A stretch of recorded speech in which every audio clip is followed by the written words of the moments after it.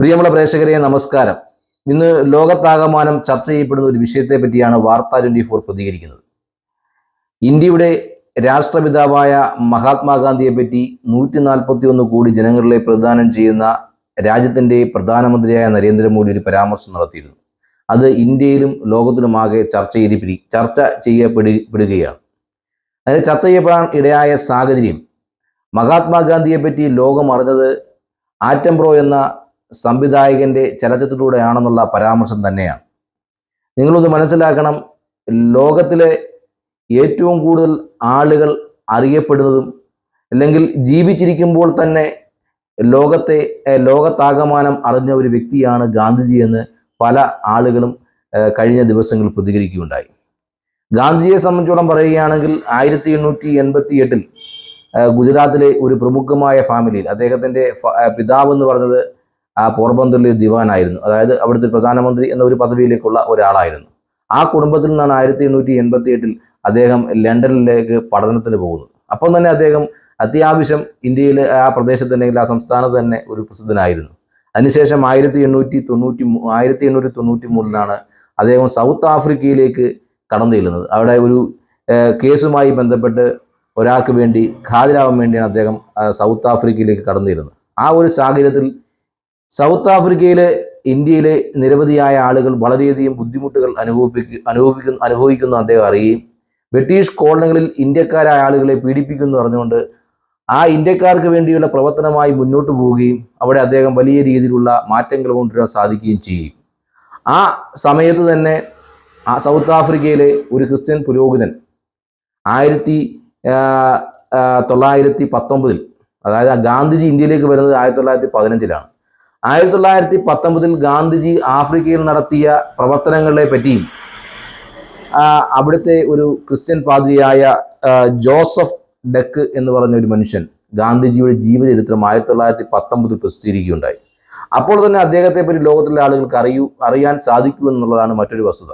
അതിനുശേഷം അദ്ദേഹത്തിന് 1920 ഇന്ത്യയിലെ അല്ലെങ്കിൽ നമ്മുടെ കൊച്ചു കേരളത്തിലേക്ക് കോഴിക്കോടേക്ക് കടന്നു വരികയാണ്. ഇന്ന് പത്രമാധ്യമങ്ങളും PR വർക്കുകളും ഒക്കെ ഉള്ള സമയത്താണ് അദ്ദേഹം ഇന്ത്യയിലെ ഒരു കൊച്ചു സംസ്ഥാനമായ ഇങ്ങേയറ്റത്തെ കേരളത്തിലേക്ക് കടന്നു വരുന്നത്. ഖിലാഫത്ത് പ്രസ്ഥാനത്തിൻ്റെയും അതുപോലെ നിസ്സഹകരണ പ്രസ്ഥാനങ്ങളും ചേർന്ന് നടത്തിയ ഒരു പരിപാടിയിൽ കോഴിക്കോട് ബീച്ചിലാണ് സംഘടിപ്പിക്കുന്നത്. ആ പരിപാടിയിൽ ചരിത്രരേഖകൾ പറയുന്ന 20,000-ഓളം ആളുകൾ പങ്കെടുത്തു എന്നാണ്. അപ്പം ഗാന്ധിജിയെ കാണാൻ ഭാഷയ്ക്ക് ഉപരിയായി ഗാന്ധിജിയെ കാണാൻ വേണ്ടിയാണ് അത്രയധികം ആളുകൾ കോഴിക്കോട് വന്ന്. നിങ്ങൾ മനസ്സിലാക്കണം, ഇന്നത്തെ കാലഘട്ടത്തിൽ പോലെ പത്രദൃശ്യമാധ്യമങ്ങളിലുള്ള പരസ്യങ്ങളൊന്നുമില്ല ഗാന്ധിജി. അപ്പോൾ അത്രത്തോളം അദ്ദേഹം ജനങ്ങളിൽ ഉണ്ടായിരുന്നു അല്ലെങ്കിൽ ജനഹൃദയങ്ങളിൽ ഉണ്ടായിരുന്നു എന്നതിൻ്റെ ഒരു തെളിവ് കൂടിയാണ് കോഴിക്കോട് 20,000-ൽ പരം ആളുകൾ പങ്കെടുത്ത ഒരു പരിപാടി. ഗാന്ധിജി പോയതിനു ശേഷം കോഴിക്കോട്ടെ ആളുകൾ ആ ഗാന്ധിജി സഞ്ചരിച്ച വഴികൾ, ആ വഴിക്ക് ഗാന്ധി റോഡ് തന്നെയാണ് ഇട്ടിരിക്കുന്നത്. ഇപ്പം നമ്മുടെ രാജ്യത്ത് നിരവധിയായ റോഡുകളുണ്ട്, പക്ഷേ ആ കോഴിക്കോട് ഗാന്ധി റോഡ് എന്ന് തന്നെ നാമകരണം ചെയ്യപ്പെടുകയുണ്ടായുള്ള നിരവധിയായ സംഭവങ്ങളുണ്ട്.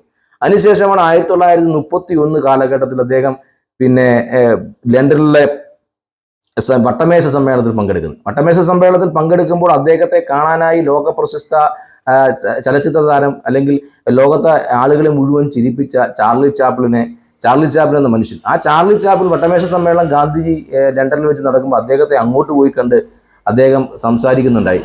അപ്പം അത്തരത്തിൽ ലോകത്തെ മൊത്തം അറിഞ്ഞ ഒരു നേതാവിനുപരി അദ്ദേഹം ഒരു മനുഷ്യനായിരുന്നു ഗാന്ധിജി എന്നുള്ള യാതൊരു തർക്കവുമില്ല. അദ്ദേഹത്തിന് യാതൊരു വിധമായ സ്ഥാനമാനങ്ങളൊന്നുമില്ലായിരുന്നു.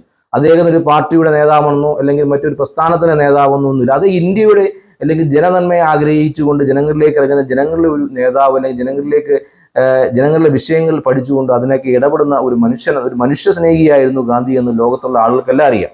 അതിലുപരിയാണ് 1931 തൊട്ട് 48 വരെ 1931 തൊട്ട് 1948 വരെ ഗാന്ധിജിക്ക് 5 തവണയാണ് നോബൽ സമ്മാനത്തിന് വേണ്ടി അദ്ദേഹത്തെ നോമിനേറ്റ് ചെയ്യപ്പെട്ടത്. അത് തന്നെ നോബൽ സമ്മാനം എന്ന് പറയുന്നത് നിസ്സാര ഒരു കാര്യമല്ല.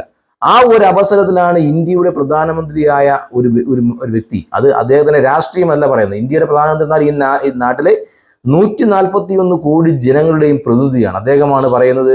ഒരു ആറ്റം ബ്രോ എന്ന ഒരു സംവിധായകനിൽ കൂടിയാണ് 1982 ഇറങ്ങിയ സിനിമയിൽ കൂടിയാണ് അദ്ദേഹത്തെ ലോകം അറിയുന്നത്. നിങ്ങൾ ആലോചിക്കണം, 1923 ആറ്റം ബ്രോ എന്ന സംവിധായകൻ ജനിച്ചത് തന്നെ.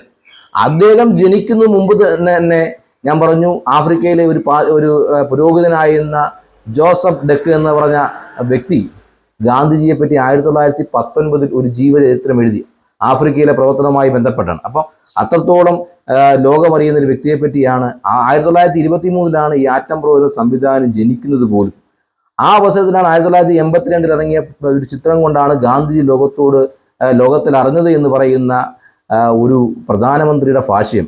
അത് ഇന്ത്യൻ സമൂഹത്തിന് വരെ നാണക്കേടുണ്ടാക്കി, ലോകത്ത് തന്നെ നമ്മുടെ രാഷ്ട്രത്തിന് വളരെ അപമതിപ്പുണ്ടാക്കി എന്നുള്ള യാതൊരു തർക്കവുമില്ല. ഇവിടെ രാഷ്ട്രീയമല്ല പറയുന്നത്. നമ്മുടെ ഒരു പ്രധാനമന്ത്രി എന്ന് പറഞ്ഞാൽ അത് എല്ലാ വിഭാഗത്തിൻ്റെയും പ്രതിനിധിയായി ഈ രാജ്യത്തെ നയിക്കേണ്ട ഒരു വ്യക്തി വന്ന് ഇത്തരത്തിൽ നമ്മുടെ രാഷ്ട്രപിതാവിനെ പറ്റി പറയുമ്പോൾ തീർച്ചയായും എന്നെ കേൾക്കുന്ന നിങ്ങളുടെ പ്രതികരണങ്ങൾ തീർച്ചയായും പറയണമെന്നാണ് എൻ്റെ അഭിപ്രായം.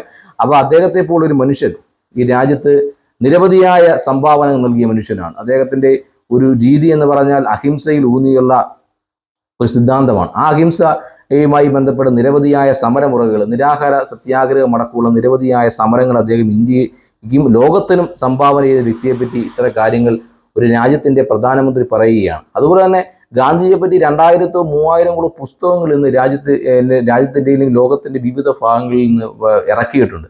ആ ഒരു മനുഷ്യനെ പറ്റിയാണ് നമ്മുടെ പ്രധാനമന്ത്രി ഇത്തരത്തിലുള്ള ഒരു വാചകം ഒരു മാധ്യമത്തിലൂടെ, ഇൻ്റർവ്യൂവിലൂടെ അദ്ദേഹം പറഞ്ഞതിൻ്റെ ഉദ്ദേശശുദ്ധി എന്താണെന്ന് നമുക്കറിയില്ല. എന്തായാലും ഇന്ത്യക്ക് തന്നെ അപമാനമായ ഒരു പ്രസ്താവനയായി പോയി എന്ന് തർക്കമില്ല. തീർച്ചയായും വാർത്ത 24ൻ്റെ പ്രിയപ്പെട്ട പ്രേക്ഷകർ നിങ്ങളുടെ മഹാത്മാവിനോട് കാണിച്ച ഈ പരാമർശത്തിൽ നിങ്ങളുടെ പ്രതികരണം തീർച്ചയായും ഞങ്ങൾ പ്രതീക്ഷിക്കുകയാണ്. ഗാന്ധിജിയെ ഇപ്പം ചില ആളുകൾ, ഇപ്പം എം എൻ കാരശ്ശേരി മാഷിനെ പോലെയുള്ള ആളുകൾ കഴിഞ്ഞ ദിവസങ്ങളിൽ പത്രദൃശ്യ മാധ്യമങ്ങളുടെ ചർച്ചയിൽ പങ്കെടുത്തത് ജീവിച്ചിരിക്കുമ്പോൾ ഇത്രയധികം പ്രശസ്തി കിട്ടിയ മറ്റൊരാളും ഈ ലോകത്തുണ്ടായിട്ടില്ല എന്നല്ല. അങ്ങനെ ഉണ്ടായിട്ടുള്ള ഒരു വ്യക്തി ഉണ്ടെങ്കിൽ അത് ക്രിസ്തുവാണെന്നാണ്. ക്രിസ്തു ജീവിച്ചിരിക്കുന്ന കാലഘട്ടത്തിൽ അദ്ദേഹം മരിച്ചതിന് ശേഷമാണ് അദ്ദേഹത്തിന് ഇത്രയധികം ജനസമ്മതി ഉണ്ടായത്. കാരണം അദ്ദേഹം വലിയ രീതിയിൽ ആളുകളെ സംഘടിപ്പിച്ച് പരിപാടികൾ നടത്തുമ്പോൾ പോലും ക്രിസ്തുവിനെ അറിയാൻ പലർക്കും കഴിഞ്ഞില്ല. അവസാനം അദ്ദേഹത്തിന് ശിഷ്യഗണത്തിൽപ്പെട്ട ആളുകൾ യുദാസ് ഉറ്റുകൊടുത്തതിന് ശേഷമാണ് നമ്മുടെ രാജ്യത്തിൻ്റെ ഭരണാധികൾ പോലും അറിയുന്നത്. അങ്ങനെ മരിച്ചതിന് ശേഷമാണ് ക്രിസ്തു ലോകത്തെ മുഴുവൻ ആളുകൾക്കും പ്രിയപ്പെട്ടവനാകുന്നതെങ്കിൽ ജീവിച്ചിരിക്കുമ്പോൾ തന്നെ ലോകത്ത് പ്രിയപ്പെട്ടവനായിരുന്നു മഹാത്മജി എന്ന് എം എൻ കാരശ്ശേരി മാഷിനെ പോലെ ആളുകൾ കഴിഞ്ഞ ദിവസം പറയുകയുണ്ടായി. ആ ഒരവസരത്തിലാണ് ഇന്ത്യയുടെ ജനങ്ങൾക്ക് തന്നെ, ഇന്ത്യയുടെ ജനാധിപത്യത്തിന് തന്നെ അപമാനമാകുന്ന തരത്തിലുള്ള ഈ പരാമർശം. തീർച്ചയായും നിങ്ങളുടെ കമൻറ്റുകൾ ഇതുമായി ബന്ധപ്പെട്ട് രേഖപ്പെടുത്തണമെന്ന് മാത്രം പറഞ്ഞുകൊണ്ട് ന്യൂസ് ഡെസ്കിൽ നിന്നും ക്യാമറമാൻ സാദിഖിനൊപ്പം അജിത് പട്ടാഴി, വാർത്ത 24.